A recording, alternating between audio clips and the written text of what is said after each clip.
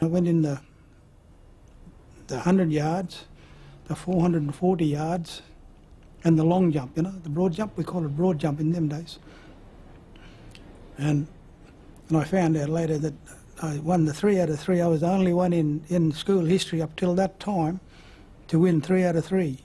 And I ran it, you know, like barefoot.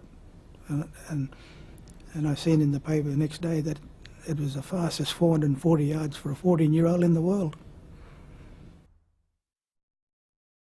As a junior athlete in 1951, Wally was left out of the Australian Championships despite his excellent times.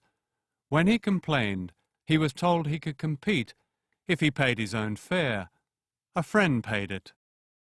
Like so many other black Australians, he was never recognised as one of the best of his generation. A lot of people started putting it into my head that it was prejudice, you know, like colour came into it, you know, because I was, you know, like half caste, I suppose, but they wouldn't admit that, you know. Wally and I grew up in the boys' home together, and he would be the greatest athlete I've ever seen in my life. And I used to go out and watch him train and watch him run, and he used to beat everybody. And the Aborigines weren't allowed to be in the state athletics teams in South Australia and in the other team. Victoria wouldn't accept him and South Australia wouldn't put him in. That's why he turned professional. The professional body came up to me and they said, look, we'll look after you if you turn pro.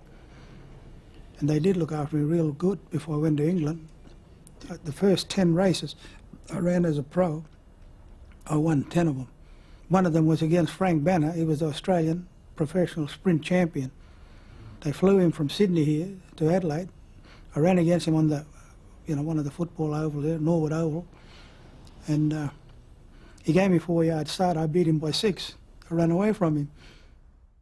Denied an amateur career in his own country, Wally MacArthur came to England and made his name as a professional athlete and a brilliant rugby league player.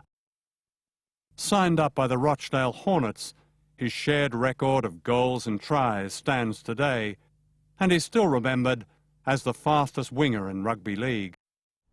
When I arrived there, I mean, I wasn't looking for recognition or anything like that, but I got the paper next day, you know, like, and there's a photo on the front page, and it had the headlines, "Black Flash on way to England."